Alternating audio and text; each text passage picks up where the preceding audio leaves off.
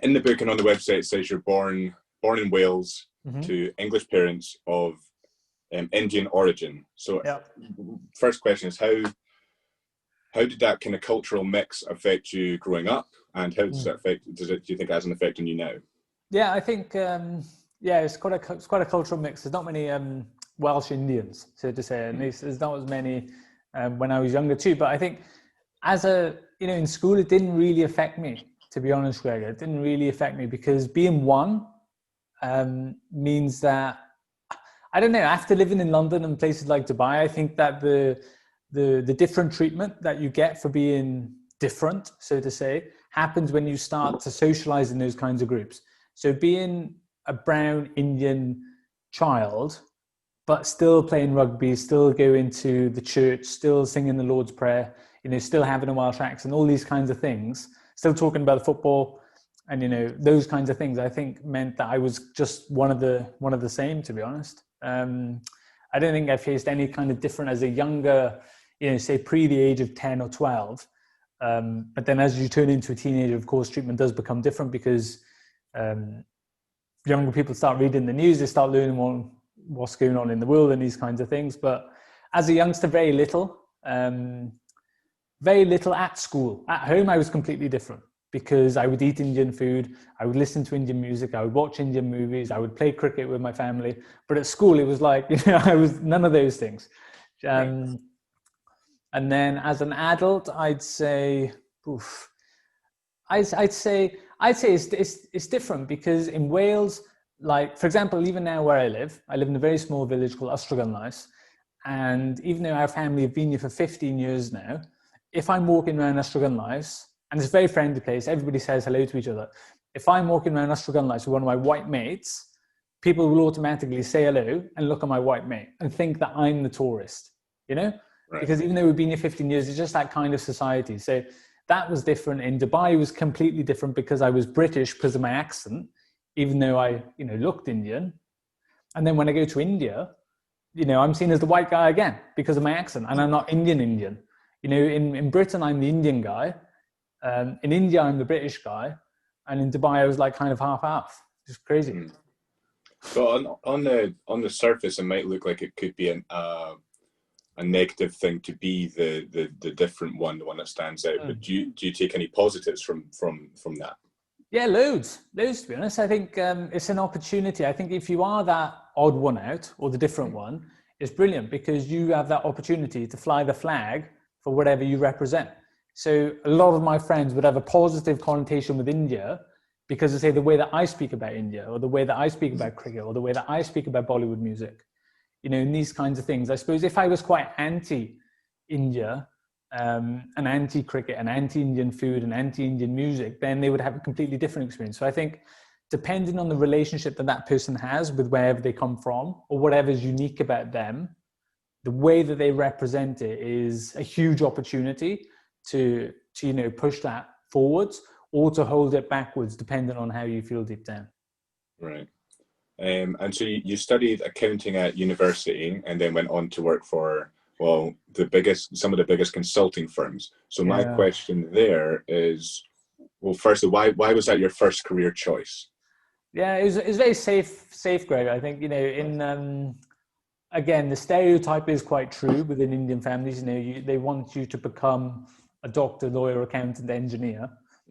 I did choose to do accounting. I wasn't pushed into doing accounting. I chose to do accounting because I like maths, but I didn't like all the formula, the triangles kind of things. I like the application of real numbers. So decided to do accounting, loved it, worked within consulting because I felt like consulting was a great career for somebody who studied accounting but didn't want to work in accounting. So consulting was still this broad career, worked for Accenture for 12 months as part of university, based in London and Edinburgh, which was amazing. Then I graduated, worked for Deloitte in Dubai, which is of course very different from where I'm from in South Wales, did that for 18 months. And I think the reason I chose consultancy was because it was broad and it allowed me as a younger person who wasn't sure what they wanted to do in the world to at least see different things and try different things. I felt like if I'd went into a sales specific role or a finance specific role or a HR specific role or a marketing specific role, I felt like I might have been, too pushed into a box. But staying broad as a consultant or a management consultant is where you do all of those things, but officially, just you're broader. So I wanted to see the world. I wanted to taste the world. I wanted to learn about myself, and I felt like consultancy was the safest. Safe is the broader step within a full-time career. Like if I decided to do a gap year, I don't think I would have enjoyed that. My family probably wouldn't have encouraged that. I felt like going into work was essential, and staying broad for me was essential for me. So for society and my parents, it was like, get a job, you finish uni. And then for me, it was like, I still need to figure it out. So what can I do that is still allows me to figure it out, instead of just going into a job and thinking, oh, I'm going to have this for the next 50 years. Right.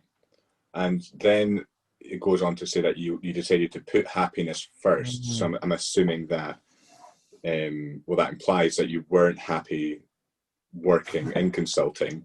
So what do you mean when you said when you wanted to put happiness first?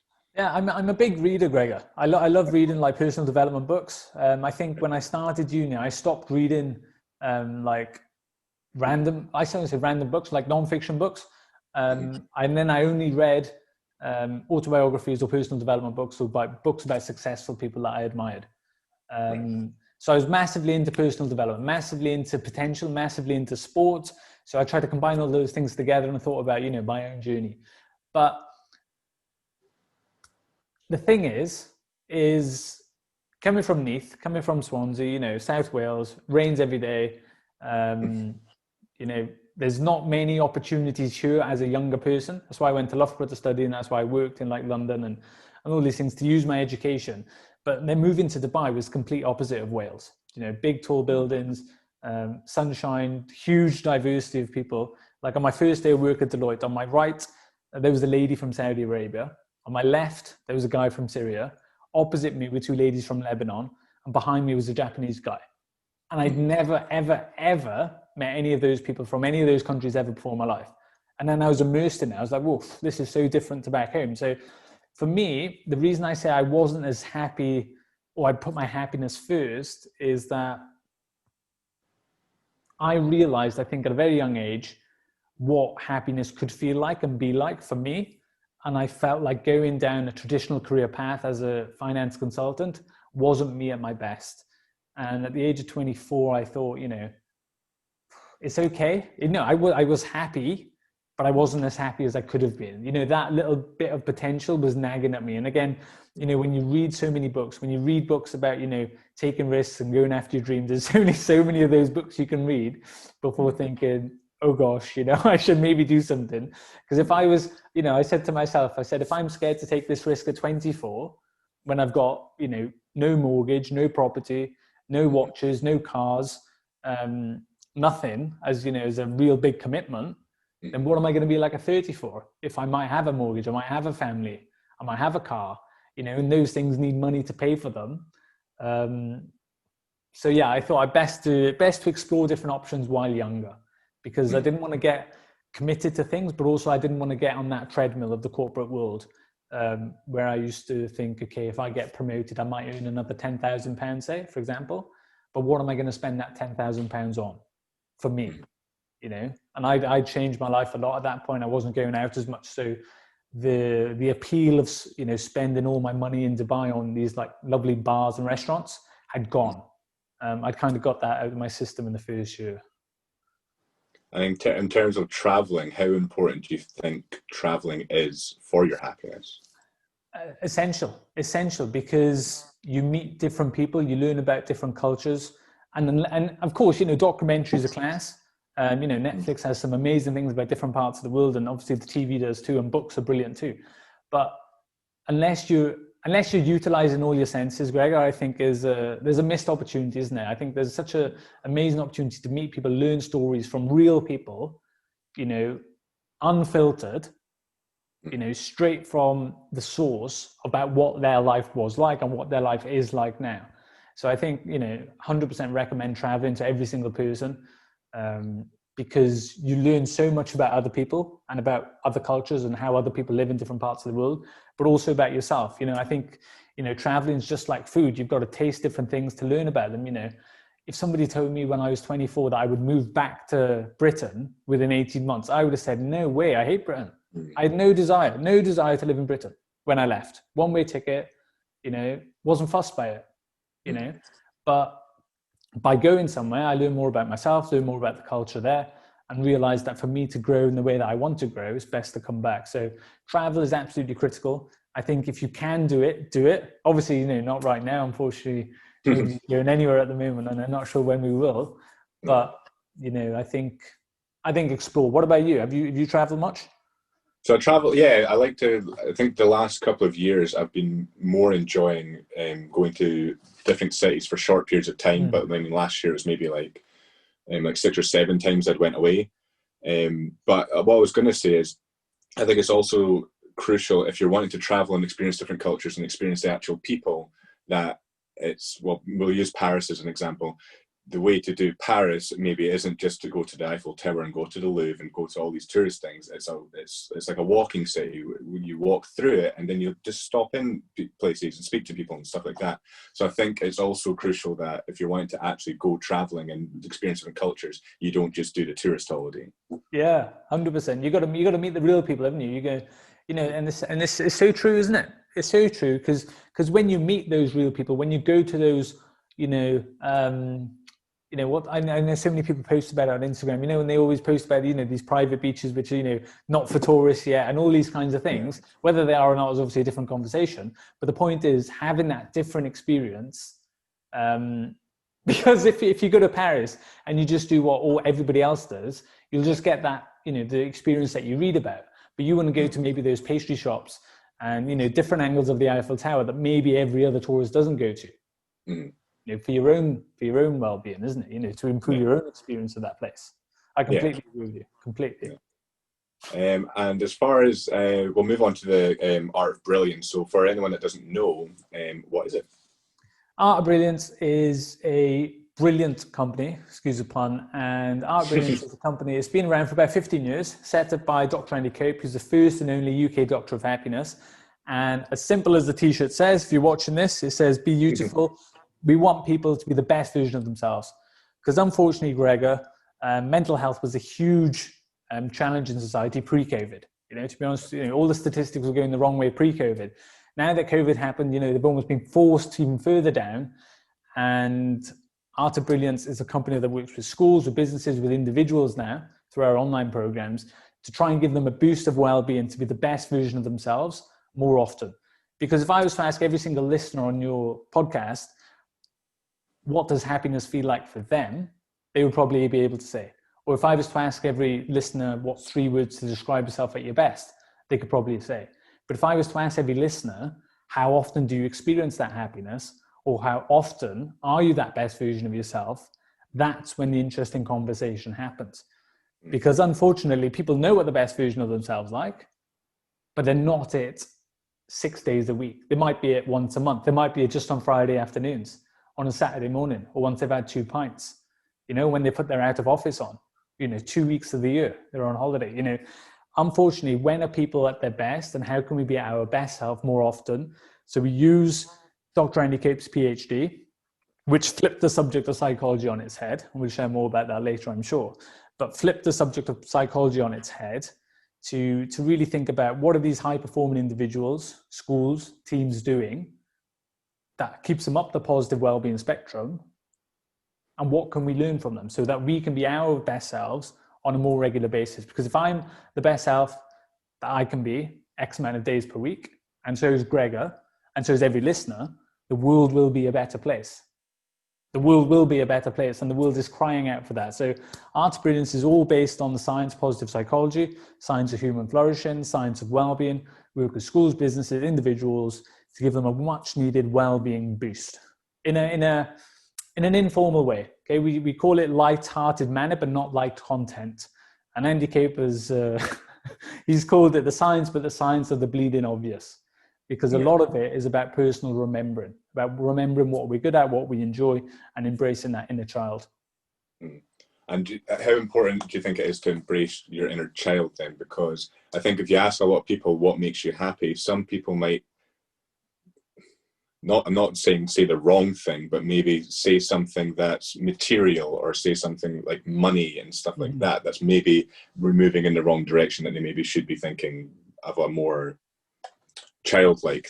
Yeah, absolutely. I'd say, if again, you'd ask these people, maybe not what makes you happy, but maybe say some of the happiest moments in your life to date. Yeah. And a lot of those would not be because of money. You know, they'll be because of the relationships they've had or the places they've been. Yes, you need money to travel and to have certain experiences. And I think if you're using your money on experiences, I'm all for it, you know, within reason. You know, money is to be used. And if you're spending it on experiences, fantastic. So I'd say for those people who go straight towards the money, I'd say, okay, fine. But what are you using those things for? If money makes you happy, if that promotion makes you happy, if that 6-star all-inclusive hotel in Abu Dhabi is what makes you happy, why?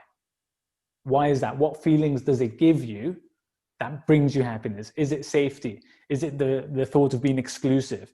Is it the thought of, you know, traveling first class and I'm different to everybody else? You know, what is it that feeling for? Because once you attach the feeling to it, then you can go even further to say, okay, do you have to get that feeling through that experience? Probably not. It's just, often you can say it's just an expensive way to experience that feeling. You know, you can feel that same experience in many other ways too, which might save you a lot more money. So it's just, I'm really big into the meaning of certain things and why people find happiness in X, Y, Z. Why do you think, well, even pre-COVID, why do you think mental health is so bad right now? Oof. Big question. Yeah, I'd say, unfortunately, Gregor, young people especially, older people haven't been trained on how to be well, first of all, I don't think. And younger people, I don't think, are not pointed in the right direction. So for the older people, and obviously I know I've stereotyped us into two different categories here, but traditionally, older people were told that money makes you happy. Because money can give you security, money can allow you to buy things, and that's it. So you must have a job, you must have money. And if you know, there's so many statistics out there and so much research to say the happiest people in the world aren't the richest people in the world. And that was kind of a revelation maybe 15, 20, 30 years ago. But now we know that. So that's the older people who were always told that, you know, happiness is at the end of the rainbow. You know, we call it destination addiction. You know, happiness is always in that next moment, then you'll be happy. You'll be happy when you get your next promotion. Happy when you get your next job, happy when you get your next partner, happy when you get married, happy when you have a child, happy when you experience your first holiday, and blah, blah, blah, blah, blah, eventually until you retire. Yeah. And then you've got your pension and then you'll be sweet. Then you're happy. But the younger people, we still get sold destination addiction, but not to the same extent. It's almost like we live in a world, Gregor, now where young people know that money doesn't make them happy, but we still want to find out for ourselves anyway. You know, it's like we know that, you know, having a Ferrari might not make us the happiest person in the world, but we still want to get one to see for ourselves. So I just think the way that young people are signposted is wrong, because the older people weren't trained and don't know where to signpost us to. So the only place we can get signposted to now is social media and what happiness looks like, which is that Ferrari or that first class flight or the business class flight and the private beach and all these other things. But if you knew that you could experience as much or different kinds of happiness or more authentic happiness in different ways, I'm sure people would do that too, because eventually that wears off, Gregor.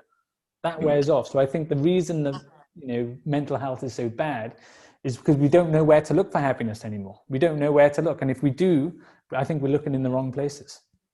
Yeah, I think I'm trying to remember. There's a comedian that talked about that. I think it was on Live at the Apollo. I'll find it and put a link in the notes. But I think it's Russell Kane, actually. Russell Kane's a comedian, and he's talking about that kind of destination thing where you're looking ahead. So it could be like, oh, I want a relationship.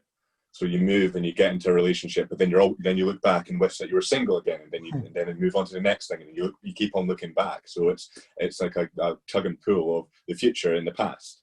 So I think maybe a good thing might be is to look at the present and start focusing on what you're grateful for now and how content you are now. That might be a better option. What do you think, Gregor? Because I know, you know, this is your topic, this is your podcast. But what do you think? Like, why do you think it was so bad pre-COVID? For young people, I think social media is a big one. I think social media makes you compare yourself to others in a lot of different ways. So your looks, your life in general, your money. You'll look at other people who will be doing more interesting things than you, but they're maybe not actually doing them, or they're heavily edited, or that's maybe one time they've done that in the year, and the rest of their life is just like yours. So I think social media is a big one. I think for different genders as well, there's different problems for each gender. I think males in particular have a lot of issues with obviously expressing your feelings. That's something that's been talked about a lot. Expressing your feelings is one, but also specifically with social media, males. So I done a study last year on males and social media. Wow. And the most interesting thing I found is the males that I interviewed, if I asked them, what do you want people to think with this post? And they would say something like, I want people to think I'm interesting, or that I'm doing something cool. None of them mentioned their looks at all. And if I said, if you're on social media and you see someone you know, what do you think? How do you compare yourself to them? Again, they did not mention their looks at all. And I think it's either that they are telling the truth, and males tend not to do that, but I know I don't do that. I know that if I'm on social media, I will compare myself, either subconsciously or consciously, compare myself through looks. But yeah, I think that's the big ones for young people. But I think, yeah, what you're saying about destinations, and I think people look too much into the future, look too much into the past, and I think there's also the problem with people who can't find meaning in what they're doing. I think meaning's a big thing. It's a book, actually. There's a book called Man's Search for Meaning. Okay. It's about a guy that goes through, I think it's 3 different concentration camps. And then at the end of it, he comes up with this idea of meaning. And that's maybe why so many people that he knew died, because they just lost all sense of meaning in their lives. And then that was it. As soon as they gave up, that was it. So I think meaning's a big part of this as well. Yeah, completely agree. Completely. I think, again, for younger people, I think that's the, you have to taste things. You have to taste things. You have to experience things. You have to find these things out almost not the hard way, but for yourself. You have to know what you like and don't like, and it's the exact same in the restaurant. You know what you kind of like after going to restaurants X amount of times.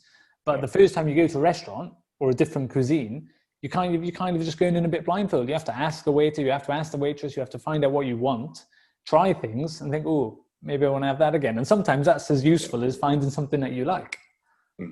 I think also, like finding out what you like, I think the only way that you find out what you like is to be uncomfortable as well. I think being uncomfortable is so important. And I think people, was a very good quote, easy choices, hard life, hard choices, easy life. I love it. That's what most people will go for, the easy choice, and then they'll end up just having a mediocre life. And that's not what we want as young people, Gregor. No young person sets out to have an average life.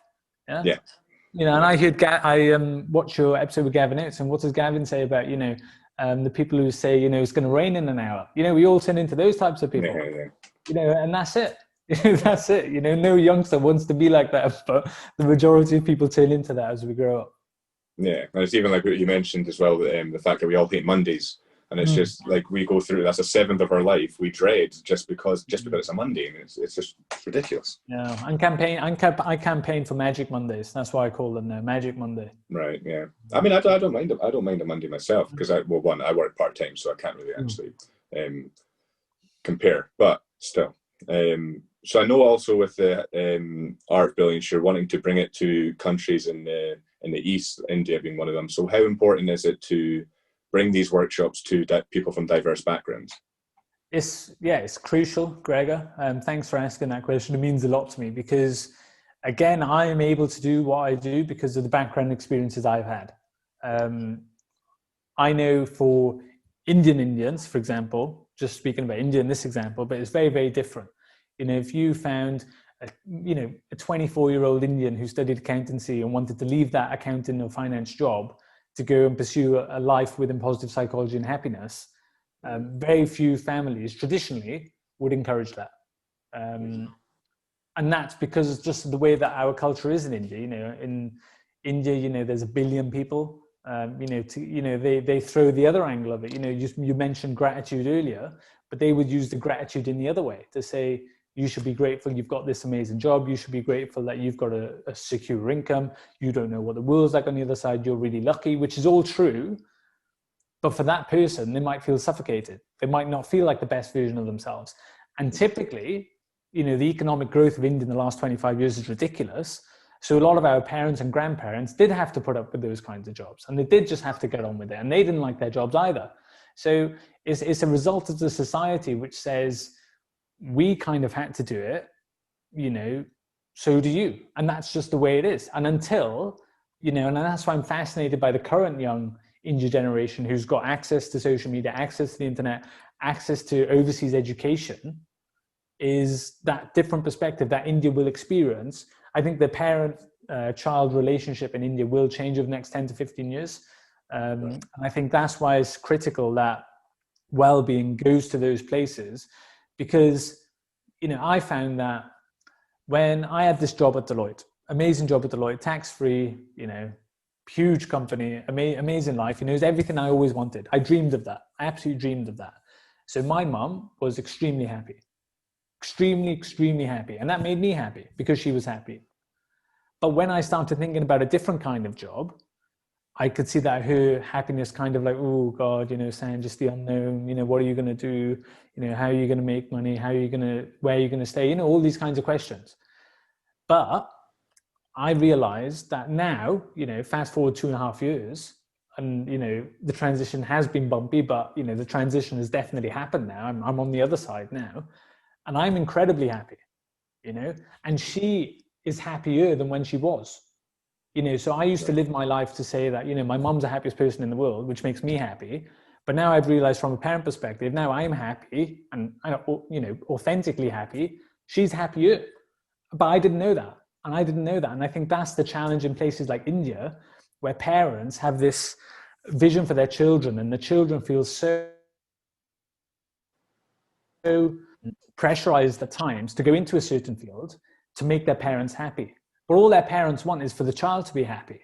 So nobody cares really what you do if you do it well and you're successful at it. Nobody cares. But the point is that journey is bumpy. And that's what gives people a lot of fear. So I think, imagine if there was, you know, in India over the next 10, 15, 20 years, I want to play a huge part there. But, you know, educating parents, educating children to what is happiness. You know, what is success for you? You know, now we know that success is not necessarily a huge house or a flashy car or these 8 holidays a year. What is success? You know, success is enjoying every single day. You know, success is having an amazing relationship. Success is, you know, being able to openly speak with your parents and learn from them.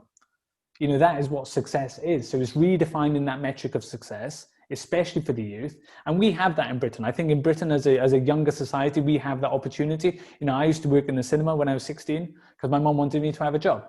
But in India, there's not many people, especially from, say, the privileged backgrounds, who would have a job when they're 16 and that wouldn't be working in a cinema. You know, here we're still given that freedom to explore and experiment ourselves. Therefore, when I made that decision at 24, it's not my mum just thinking, oh, he's just read one book and he wants to change his life. You know, that's 8 years of exposure to the real world to then want to figure it out for himself. And I think that's the challenge, and that's the opportunity in places like India. And I'm only speaking about India specifically because I kind of know a little bit about the culture, but I think that's the huge opportunity in India, is that we have a huge generational cultural change happening in India right now. And that can either go a positive way or it can go the other way. And pre-COVID, it was going the other way because the younger people are more confused than ever before. Bullying is up, suicide is up, all the negative health statistics are going up. So something needs to change. And I'm hoping that is the wellbeing revolution in India. You heard it here first. And so you're saying that your road to where you got to now is bumpy. So yeah, maybe a good question is how important should you be prepared to fail? I think if you're being ambitious enough, then you should be prepared to fail. If you're not prepared to fail, you're not being ambitious enough. Do you think that's true? Yeah, absolutely. One of my favorite quotes, I notice you're into quotes too, Greg, so you love this one, hopefully. You've never heard it before.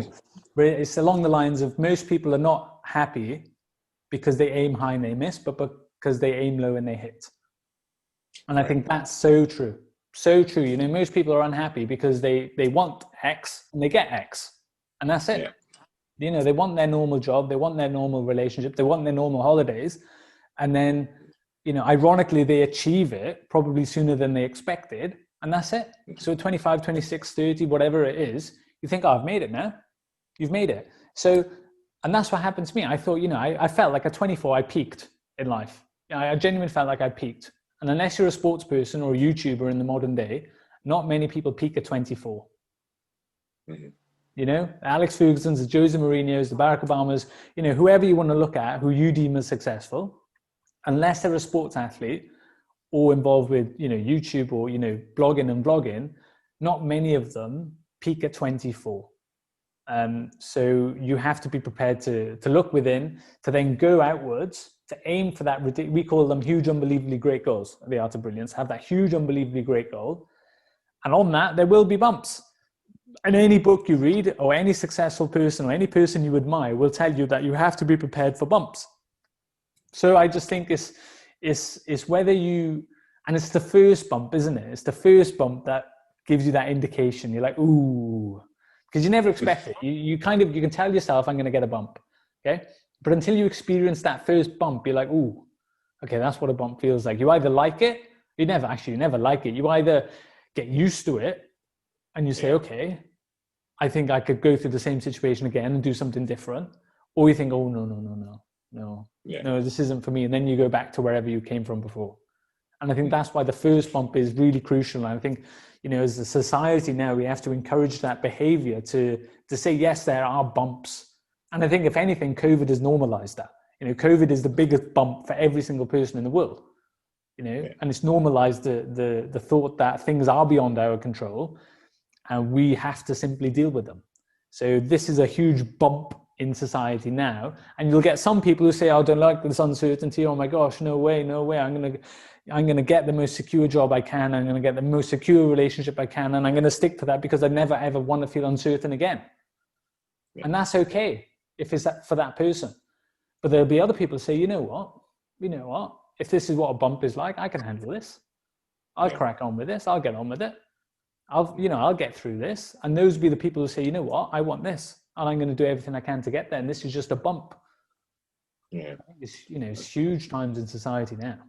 I think it was also interesting with COVID when we were in lockdown, the contrast of what people done through lockdown. So you had some people that actually became really much more productive because they had all this time off. They weren't working. They ended up getting like fitter, and they were working on projects that they didn't think about doing before. And then you had other people who panicked and just kind of like scrunched up in a ball and just kind of waited until it was over, until the pubs opened inevitably. So we'll move on to the book, which I've got here.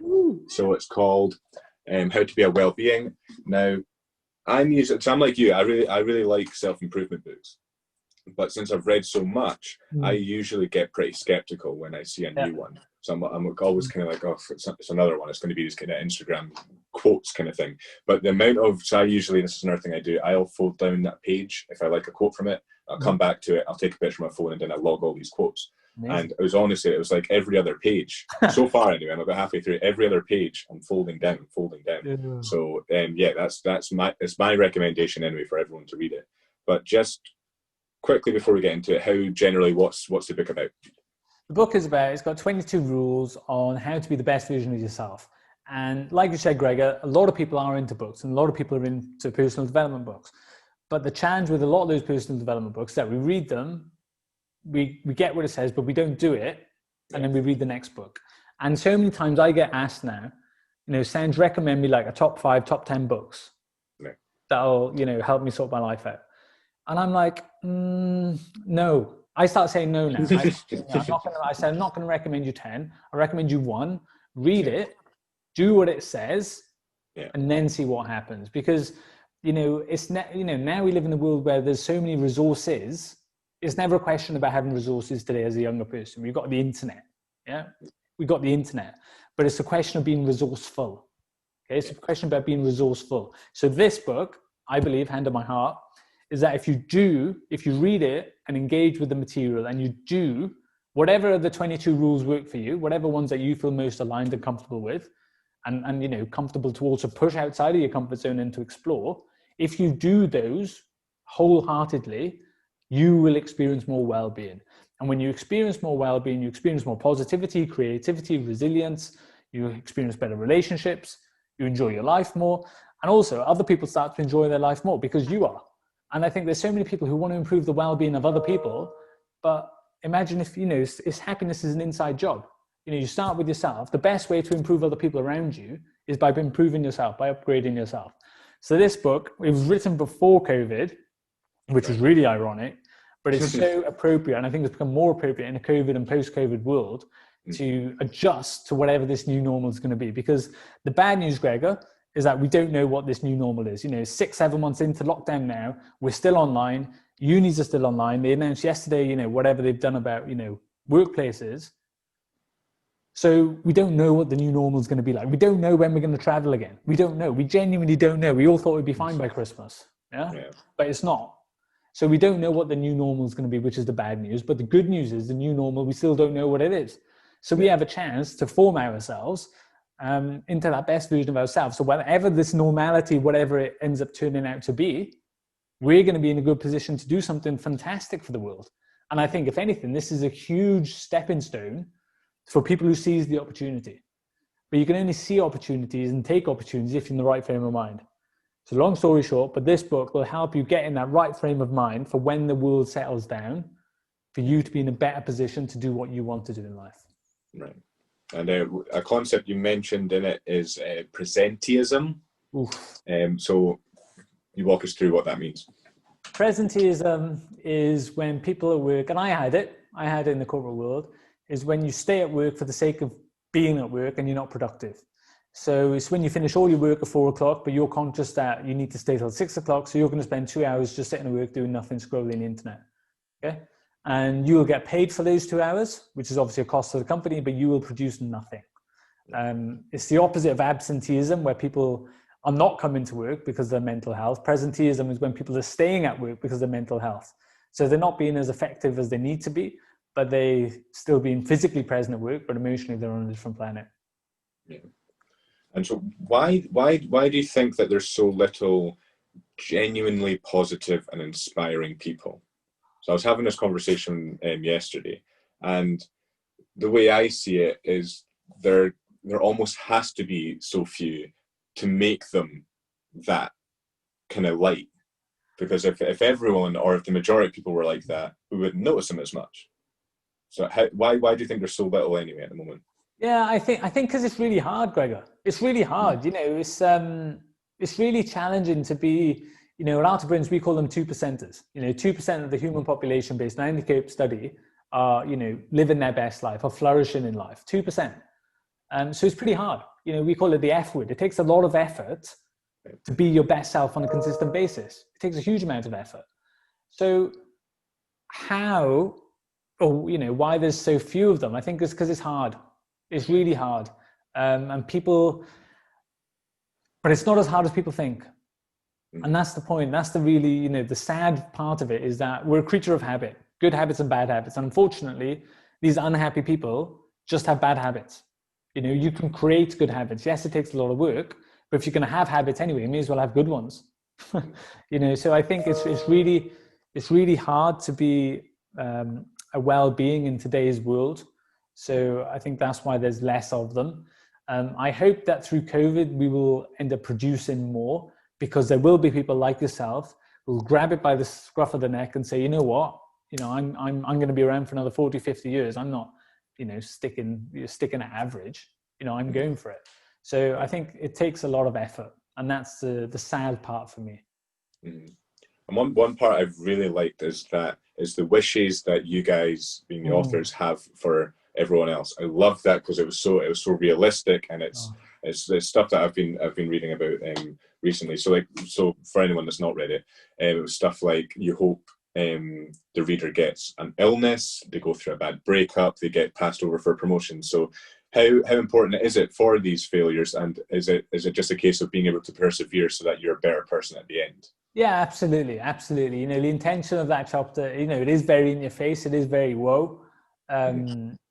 It does make you introspect about what you've been through in life and what you might have to go through.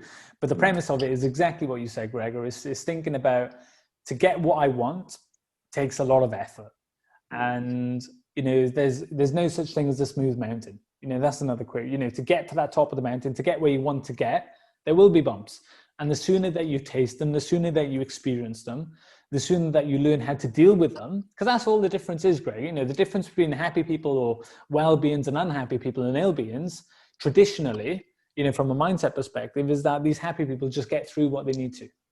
You know, whoever you deem as successful right now in the world, you know, if you were to ask them about the failures or the bumps in their journey, they could talk for hours about them. They could talk for hours about them. And that's a common theme between all high-performing people. So you almost have to just say, if I want to get there, I've got to go through the storm to get there. So yeah, that chapter's quite in your face. It is a brilliant chapter. So I'm glad you love it. Yeah.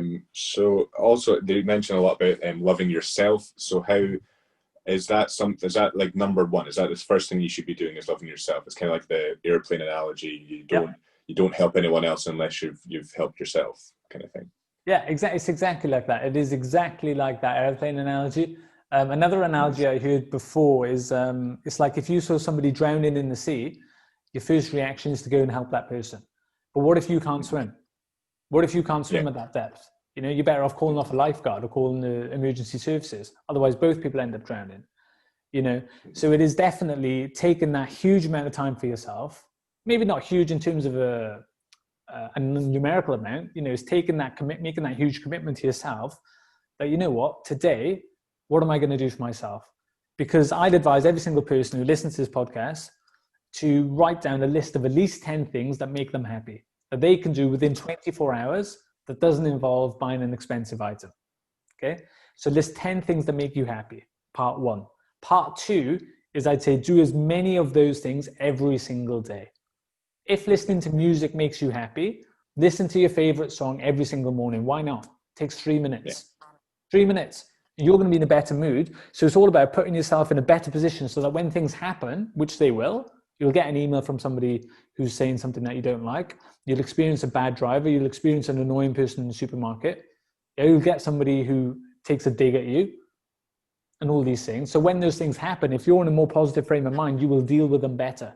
You will respond better instead of reacting emotionally, which is great at times, but also very scary at times, because when you react emotionally, you might not be the best version of yourself. Your emotions might tell you different things. You have to train yourself to respond instead of react sometimes. And that starts with yourself. How much control do you think we have to be well-beings? I think a lot of the issues can come when there's external factors that we can't control. So like I'm lucky enough to have a supportive family, to not have to worry too much about money, to be able to have the time to read the book. So how do we get around issues like poverty and there's people who are struggling right now? How do we make them better beings? Is that a different challenge? Yeah, absolutely. It's completely, it's different, but also the same. So luckily over the last 6 months, I started my own PhD. So I'm doing my own PhD at Swansea Uni. And one of my biggest learnings for that is a scientific definition of well-being. And that is a three-pronged approach. So that means connecting to ourselves, which is typically our mindset, connecting with others, the relationships that we have, and connecting with the environment, which is the environment within which we live. So we see well-being as three aspects: our mindset, our relationships, and our relationship with the environment. So regardless of anybody's, say, financial position, I would say within reason, of course, if you build yourself up in your mind, you have fantastic relationships, and you experience like 20, 30 minutes outdoor every other day, you will experience more well-being. So the challenge for that is, how do we encourage people, regardless of their position, to experience or, upgrade those three aspects? What can anybody do? What can anybody listening to this do to improve their well-being? That's the most fundamental part for me. So it's split up into three things: our mindset, our relationships, and our relationship with the environment. Right. Do you think it's more important to be physically well or mentally well? Or is it finding a balance, striking a balance? Yeah, very difficult question, isn't it? Very difficult. I probably lean, just because of the work that I do, I'd probably say it's more important to be mentally well than physically well. Because I know that a lot of things that happen to us physically are a result of the thoughts that we have in our head. And I think that if you're mentally well, you've got more chance of being understanding the relationship with physical health too. Whereas unfortunately, a lot of people are physically well, but they're not mentally well. So I think if you were to, and that's why I compare physical health and mental health to each other so much. But, if you've got the discipline and determination to look great and feel great physically, you're 70% there. You just apply the same thing to your mind and you're laughing. But, the other way around, it's not the same. So I think mental well-being is, I don't have a percentage. But I think mental well-being would come first, just because of the amount of challenges and perceptions, everything comes down to perspective. Everything comes down to perspective. I think, one of my other favorite quotes is that if you change the way you look at things, the things you look at change. So if you change the way you are in your life and the way that you view mental well-being, that might open up other doors like physical well-being. You might say to yourself, instead of being scared to go to the gym because other people are going to judge me, I could think, okay, they're all judging themselves anyway. Nobody cares what I do in the gym. And they're also just glad that I'm there doing something. So if I apply that mindset, I will go to the gym, and that will improve my physical well-being also, because I've improved my mental well-being first. So I think mental well-being comes first, but I think that opens up all the other doors, including physical well-being. And I think physical well-being is absolutely fundamental to mental well-being too. Fundamental. Yeah. Do you partake in any sort of like mindfulness or meditation or anything like that? I do gratitude. I'm a massive believer in gratitude. So I think today is day 877 of gratitude expression. So I signed up to do a happiness course in May 2018, 21-day happiness challenge. Right. And the first thing they said was to express 3 things that you're grateful for every single day. So I did it for 21 days. I felt a lot better, and I thought, okay, I'll just carry it on. And so every single day now, I used to do it in the morning. Now I do it at night. And the ironic thing, Gregor, is that I used to do it before bed because I used to have difficulty sleeping, especially when I was working at Deloitte. I used to overthink about every single thing, every email I sent, every person I'd interacted with, what emails am I going to wake up to the next morning? I used to have quite difficulty sleeping or, making the most of my time in bed. So I thought I'd do my gratitude at night. And it massively helped because I put myself in a positive frame of mind before going to sleep. And now, after maybe say 800 days of doing it at night, I've got to the point where now if I can't sleep, it's because I haven't done my gratitudes. So sometimes I will not do them, and I'll just be, have my day and I'll just be in bed and I think, oh, why can't I fall asleep today? And then I haven't done my gratitudes. And every single time, obviously I've wired my brain to do so, but once I've expressed my gratitudes, I'm conked out. But gratitude for me is the foundation of happiness. I use an analogy of a satellite navigation or a GPS. A lot of people in life will know where they want to go. They know the destination. But how many people know their starting point? And for me, gratitude is that starting point. Gratitude is that first point. Because if you don't know your starting point, when you put a GPS, it just, goes round until you find where you are. And that bit, everybody's finding themselves on there. They're thinking about, where am I right now? Because once you know where you are, once you know where you've got to go to, it doesn't matter if the destination changes in life, but if you know where you are, you can plan more accordingly. And I think for me, gratitude is that foundation. And for me, it's been the biggest positive influence in my life over the last 2.5 years. Right. And with the book, lastly, what are maybe a couple of your favorite rules from the book you think that have the most impact? Yeah. One of them is about gratitude, because I think that, if you express things that you're grateful for, you learn what's going on in your head. And most people will think that they're already quite grateful in terms of they're polite, they say thank you. But I challenge these people to express why they're grateful for something. So instead of saying that I'm grateful to have a glass of water, I could say I'm grateful to have a glass of water by me, because when I speak so much, I get thirsty. So having a glass of water near me allows me to rehydrate myself, which obviously nourishes my mind, but also allows my voice to sound a bit smoother. For example, if you express why, you find out meanings to things which you never knew. And I'd even go one step further to that. And I'd say for anybody in a relationship, personal or professional, if you start your meetings or interactions with a round of gratitude, that meeting or interaction you will have will be a much more positive experience, regardless of the topic. It comes back to what you said at the start of the podcast. Easy conversations, difficult life, difficult conversations, easy life. If you do something difficult around the gratitude, just go there, put yourself in that little uncomfortable position to express something you're grateful for. I guarantee you whatever you talk about afterwards would be more meaningful. Yeah. So gratitude, sorry, go on. I was just going to say, we've just got the kind of quick fire questions to go. I'm just making sure you're still okay for time. Yeah, absolutely. Yep. Can I give you top tip number 2 of the book? Go for it. Yeah, of course. Yeah, sorry. Super. So I'd say take yourself to the bathroom, right? So everybody listening to this, if you're in a stationary place, close your eyes. Okay, close your eyes, take yourself to the bathroom. That bathroom might be the only place on the planet where you are without your phone.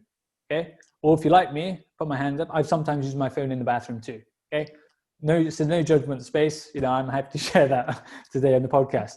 But that bathroom has usually got a toilet, it's usually got a sink, it's usually got a mirror.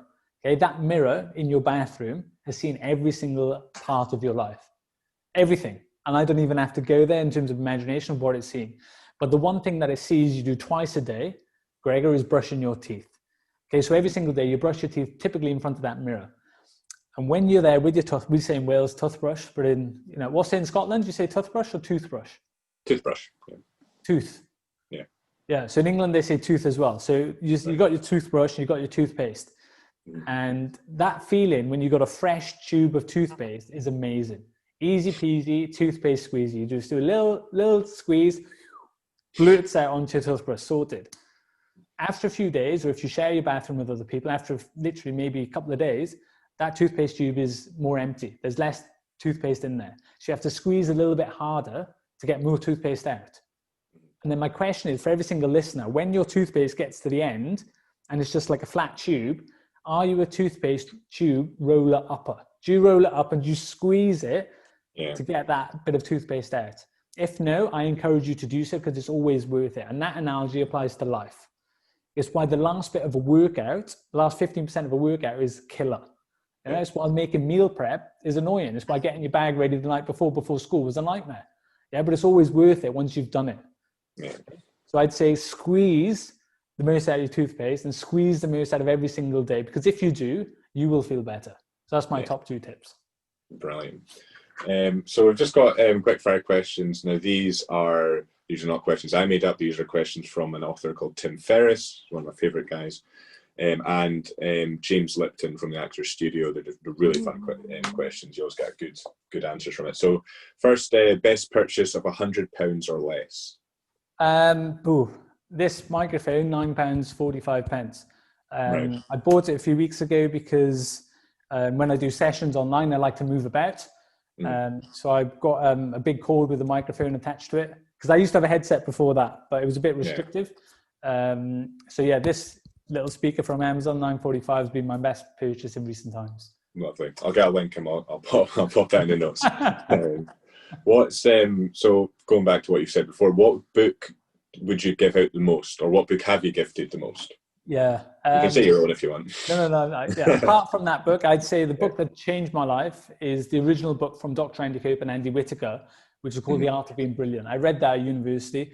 It's the first book that's ever felt like it was written for me when I read it. I felt like the book was reading literally at me. So full of practical tips. And that had a huge positive impact on my life. So The Art of Being Brilliant by Dr. Andy Cope and Andy Whitaker. I'll link that one as well. So if you could have a billboard, a massive billboard somewhere on the street, what quote would you want on it? Or what would you just want it to say? It doesn't have to be a quote. What would I want it to say?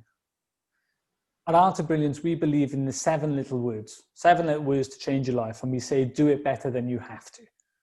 Yeah. So if you did everything in your life better than you have to, you'd be sorted. If you replied to that email from that person that you don't like better than you have to, you would feel better. If you greet people in your own house when you're feeling a bit meh, better than you have to, you'll feel better. So I'd say do it better than you have to. It's a good one. That should be Nike's new slogan. What advice would you give to your 18-year-old self? Oof, 18-year-old Sanj.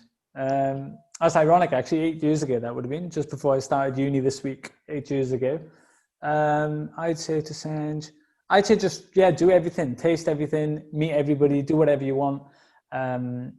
Enjoy as much as you can every single day. I'd probably advise myself to write that list. Write the things that make you happy and do as many of them every single day, because life's too short. A good one. Favorite word? Favorite word? Gosh. Has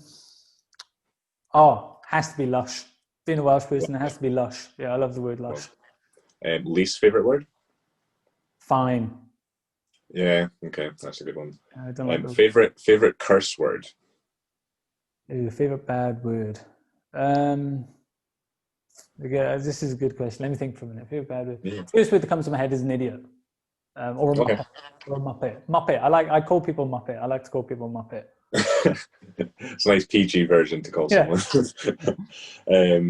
What thing helps you best creatively? Time away from any technology. So it could be sitting in the garden by myself, it could be going for a walk, could be having a really amazing conversation.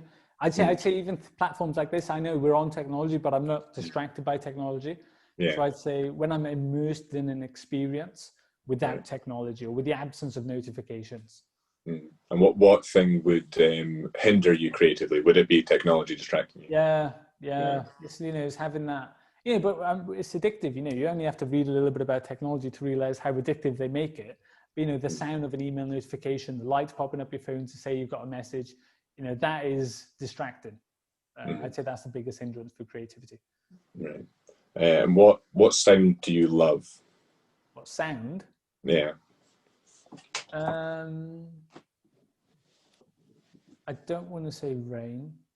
I like the sound of waking up in the morning, and if you've got the window open, it's quite early, but you don't know what time it is, but you can just hear a couple of cars on the street. I like that. Yeah, okay. That's a good one. So what sound do you hate? What sound do I hate? Rain. I don't really like rain, to be honest. I don't like the rain. So yeah, it comes back to childhood, waking up in the morning, just hearing rain, you're like, oh, I can't play cricket today, can't play footy on the yard, got to walk to school in the rain, I'm going to get soaked, I'm going to stink, and everything's going to smell damp. Yeah, rain. What profession other than your own would you most like to do? Sports. I would love to be a professional sports person. Right. And what profession other than your own would you least like to do? What would I least like to do? I don't think I'd be a very good like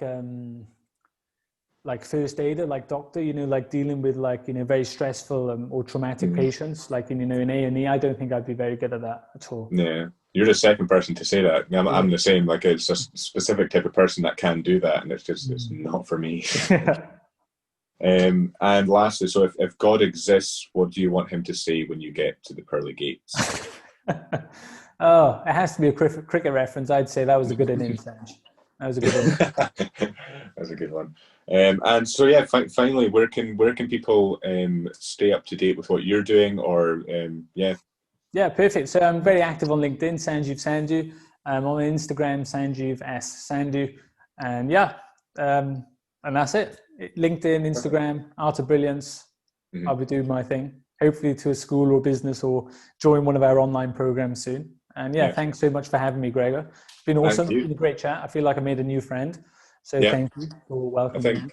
Well, what we were saying earlier is that there's so few kind of positive and inspiring people, and I would definitely put you in that camp of that minority of people. So it's been a great chat. No, appreciate it. And keep in touch, Gregor. And anyone who's listening to this, if you want to get in touch, please feel welcome to do so anytime. Yeah, perfect. Thanks so much for your time. Super. Thanks.